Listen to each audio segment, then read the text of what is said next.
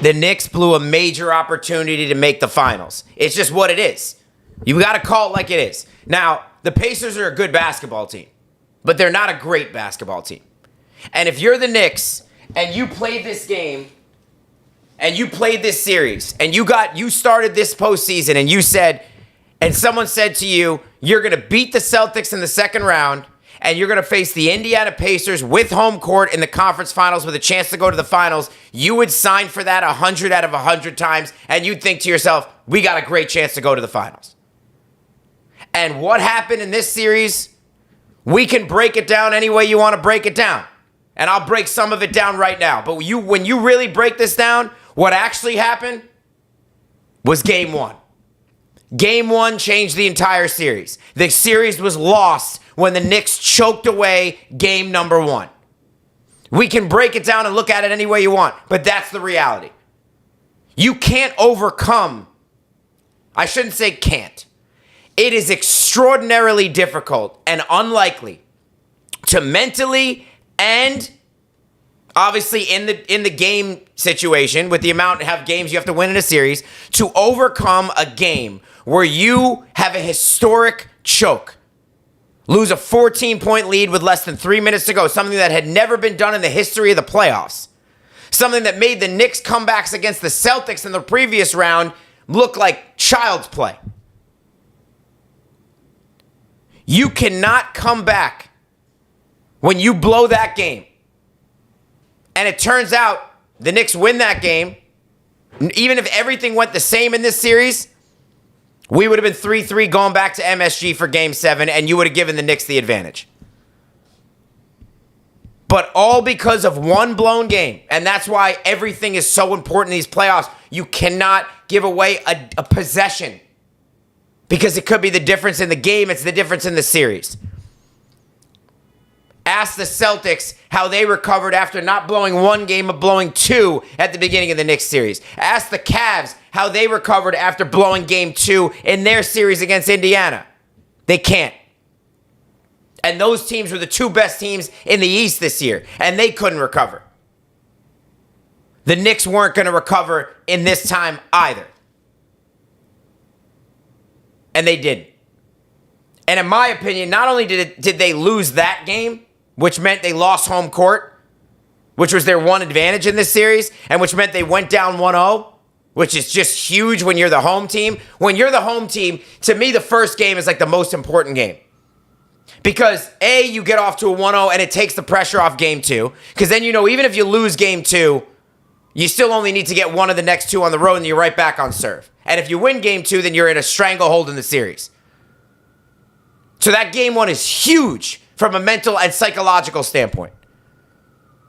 But when you blow game one, like they did, which was a shot to the solar plexus, which they never recovered from, in my opinion. They took that confidence or lack thereof into game two. They played a sloppy, lackadaisical, asleep game two. And they gave that game as well to Indiana. They didn't come out with any intensity. And I think if they win game one, that game two is totally different. We don't know that they would have won, but they would have come out with a different intensity. Their confidence was cooked. They didn't get any of it back until game three when they came back in that game, and it was already too late. Because you can't lose the first two games at home. You can't do it. It's never happened in the history of the Eastern Conference Finals, and it wasn't going to start this year. The Knicks have never come back from losing the first game at home in a playoff series, ever in their history. They put themselves behind the eight ball for no reason because of their own doing. Give credit to Indiana. They went through the door when they saw it open. Give credit to them. They outplayed them the rest of the series. But the truth is, we don't know what this series would have been had the Knicks not blown that first game. And I'm sure the Celtics are thinking the same things to themselves about losing the first two games at home. Because they blew two of them. That series would have been different. So now, we can break down game six. How the Knicks' two best players played their worst games of the series, which they did. How the Knicks once again had 18 turnovers a multitude of turnovers. They had 18 in this one. How, again, they don't get back in transition and don't get back after a made basket. We're talking about a made basket. I don't think I've ever seen a series in my life before where the team who makes the basket has more times where they don't get back on defense and they give up a layup on a made basket. I've never seen it before. Never.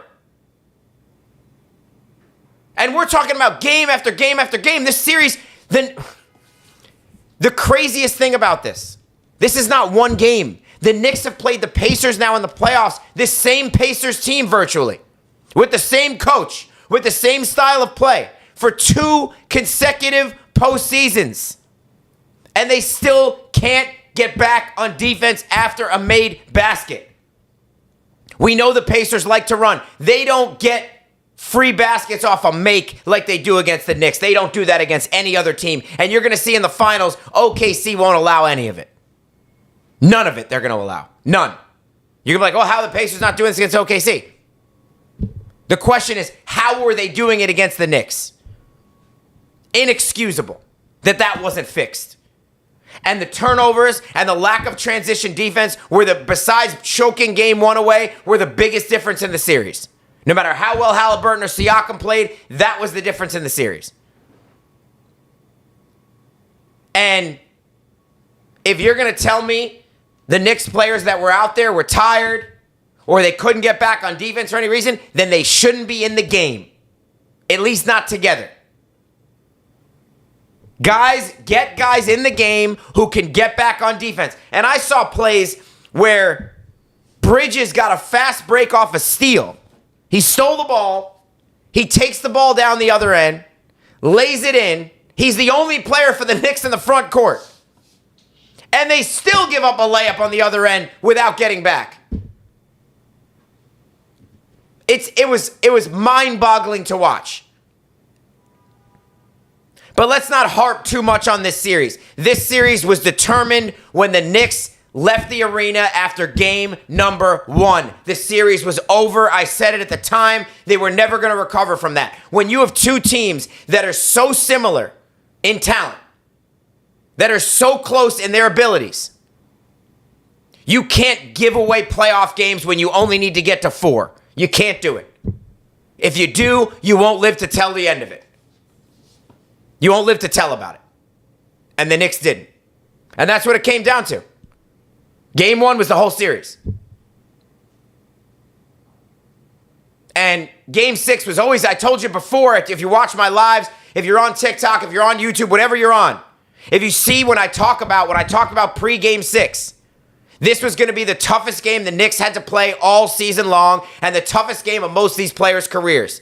The Pacers were going to come out with an energy and an intensity the Knicks had not seen yet in this series because they knew they had to win that game. They did not want to go back to the Garden for Game 7. They knew that was not something they wanted any part of. This was a game they had to have. The crowd was going to be jacked up. They were going to be jacked up, and they knew that's the game they had to get. Just like the Knicks played in Game 5. When the Pacers mailed that game in from the beginning. Everyone I saw, the Knicks might have figured something out against the Pacers. They didn't figure anything out in Game 5. The Pacers had no interest in winning that game. Let's just call it like it is. Give the Knicks credit. They won that game. Pacers did not come with any level of intensity. They didn't even try to push the ball up the court in that game at all. It was almost like they were like, let's save our energy. If the Knicks try to give us a chance to win, we'll take it. If not, we'll see you in Game 6. And that's what they did. And then they came out in Game 6 like a totally different team on both offense and defense, especially on defense. And they ran the Knicks out of the building in the second half, which is what they did in Game 4 when they needed that game. So, this series was lost when the Knicks blew Game 1, and they cost themselves a chance to go to the finals, which we could talk about. Next year is going to be no Boston because of Tatum. They're going to make major changes. The Cavs might trade Garland or Allen, and they might be a little different. Who knows what the situation's going to be? Obviously, Indiana, you expect to be back there. It might be wide open for the Knicks. But you know what the issue is with that? There's going to be other teams that step up. No one saw Cleveland being this good this year. They were great. The Pistons, who have Cunningham, and they're upcoming. They're going to probably go make a move, maybe get a second star in there. Maybe they rise to the top. right? Maybe Boston makes a huge move and they get someone else in there to rise to the top. Maybe we don't know what's going to happen. Who's going to get Giannis? We don't know.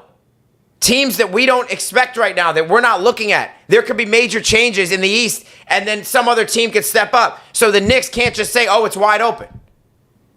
There's a chance it could be. But if you look at this playoff run for the Knicks, and if you look at it indifferently, you're not being realistic. Do the Knicks have talent? 100%. Do they have good players? 100%. Are they a good basketball team? Not even a question. They're not a great basketball team. And when you look at this team as opposed to last year, I could argue that the Knicks are in a worse position right now, even though they got further this year in this playoffs than they were at the end of last year's playoffs. Well, Justin, how do you say that? Why? Why? They have 2 All-NBA players this year. They didn't have, well, Brunson, I think, was All-NBA. They had 1 last year. Why would you say that? Well, last year, they lost to the Pacers mainly because of injuries. They were up 2-0 in the series when they started losing all their players. They didn't have their second best player for the whole series. Their third best player got lost in game 2. They lost. Josh Hart had a serious injury. He was playing through, wasn't the same player as of game 4. That series was never the same after the first 2 games. If the Knicks were healthy, you can make a strong argument they would have won that series, been in the Eastern Conference Finals last year. And with a more impressive road to get there. Philly was a great 7 seed. When they were healthy last year, they were the record of a 2 seed. You beat them in the first round, would have beaten Indiana, who was a conference finals team in the second round, and could have given Boston a run for their money. This year's team played Detroit in the first round, who wasn't as good as them, and they did not play well in that series. They won in 6 games. It was an unimpressive 6 games, in my opinion. They were very fortunate to get out of that series. They didn't play well. And if Detroit had another score alongside Cade, they would have won that series. And if they got a call in game 4 when Hardaway clearly got fouled, they might have won that series even getting just that call. Give the Knicks credit. They took care of the series, but that was not a very impressive series. It was decided by like less than 10 points, the whole series. Okay, now we go to Boston. We could say whatever we want. You give the Knicks credit for coming back.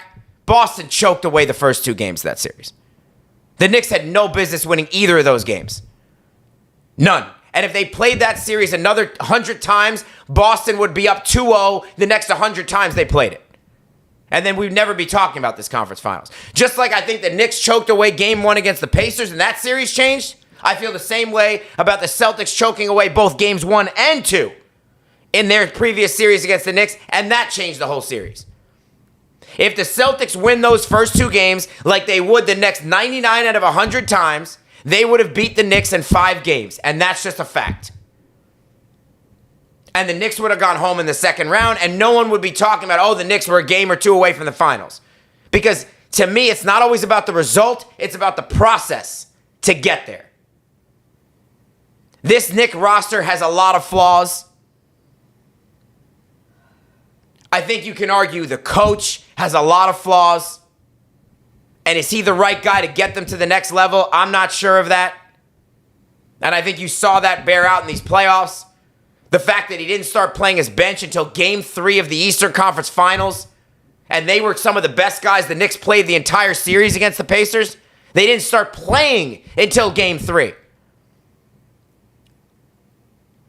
You lost the first 2 games without them. So if they play in games 1 and 2, do you win one of those games? Do you win both? Who knows? We'll never know. But I can tell you without him, you lost both. The fact is now 4 straight years in a row, the Knicks have been in the playoffs with this coaching staff.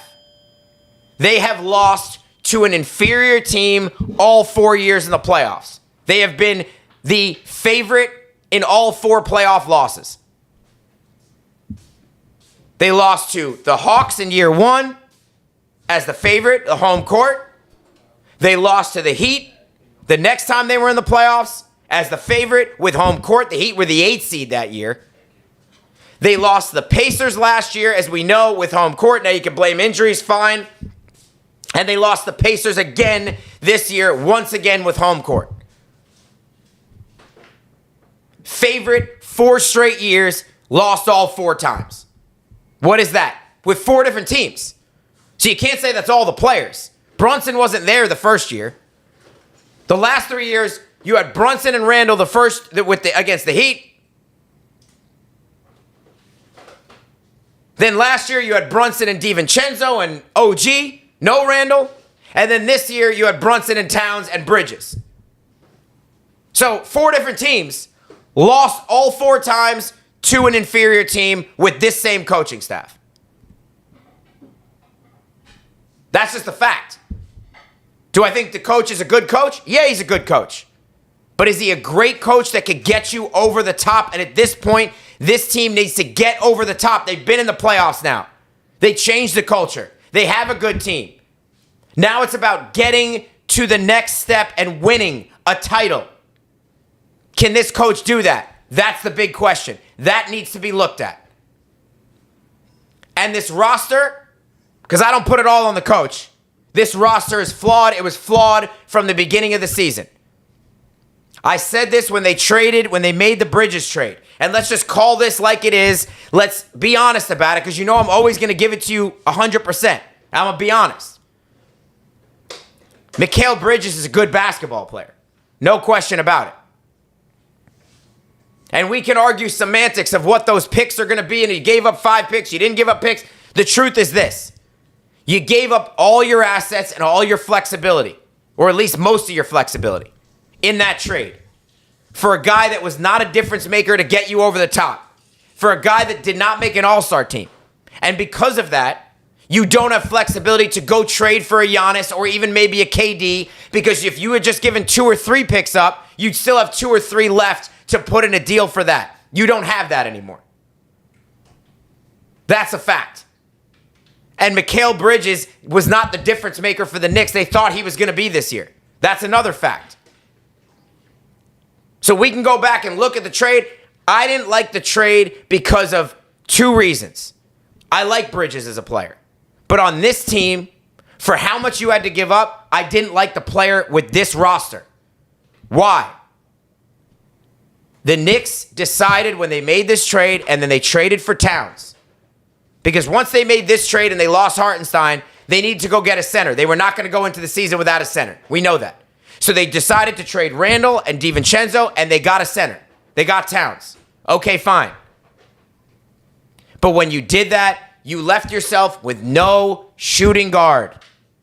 I don't care that it's positionless basketball now. Shooting guards move differently on the floor than forwards do. Josh Hart is not a shooting guard. Mikal Bridges is not a shooting guard. OG Anunoby is not a shooting guard. They move differently on offense and defense. The quickness level is different. It's just different. And you saw this year, those 3 guys do not work together in the same lineup. I said this before the season, and you saw it bear out over the season when they had to bench Hart because those 3 guys couldn't play together. They're too similar. They're too redundant. They don't have enough shooting in the starting lineup. They didn't all year. They don't have enough shooting on the team to put around Jalen and Cat, which is why they pack the paint, and it's easy to guard lineups when you don't have shooting. As soon as teams started putting a smaller guy on Towns, taking away his 3-point game, it took away the entire Knicks offense and buried it. So now going into next year, you can't look at this roster and say, oh, we made the Eastern Conference Finals, we went to Game 6, we're on the up, we got things going, we'll get there next year. No. I don't believe that to be the case. Do they have good pieces? Yes. Do they have talent? Yes. Can they make some moves and potentially be there? Sure. But it's going to be extremely difficult with the flexibility they now have. And I'm really interested to see what they're going to try to do and what direction they're going to go in, because there's a lot of different things you could do with this. A lot.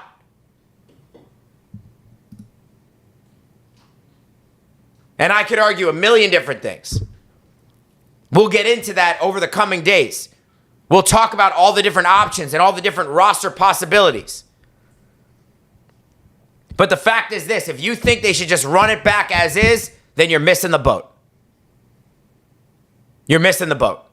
Because this team was as close as they were to the finals, they were just as close as being out in the first round. That's just a fact. They got a great player in Jalen Brunson. They got an all-NBA player in Karl Anthony Towns. They got a great great defensive player, good two-way player in OG. They got another good player in Bridges, who didn't have a good year, but he's still a good player. They got Deuce McBride, who's got a bunch of ability and is a good 6th, 7th man on a good team. They have a good center, backup center in Robinson. They need to figure out what to do with those pieces, and they have a good energy guy off the bench in Hart. They need to figure out what to do with those pieces to get the right guys in to fit with the core of Jalen. And if Cat's going to be there, we'll see. And OG, we'll see. You got to figure out how to fit the right guys around Jalen to maximize his ability. And Towns as well, if he's going to be there. You cannot run back this roster. You cannot. You will not get as far next year as you even did this year if you run back the same roster. And I'm not trying to pour cold water on what the Knicks did this year. They accomplished something they haven't done in 25 years. They got to the conference finals. That should be applauded. They did come back against Boston and beat them. That should be applauded. But at the end of the day, they blew an opportunity, and everything that happened to them in this Pacers series shows you all the flaws that this team still has. Because reality speaks, the Boston Celtics choked away that series. They choked away the first 2 games. And then they played games 5 and 6 without their best player. That's a series you got to look at. If you're really trying to win a championship, if you're really trying to construct a championship team, you have to look at it objectively and tell yourself the truth. And don't just say, oh, we beat the Celtics and now we're in the conference finals. Because that's not what happened. It's not what happened. Just like last year, I don't think the Pacers beat the Knicks straight up. You can't just look at how the Pacers beat the Knicks. They didn't. They beat an injured Knicks team. This year, they beat the Knicks.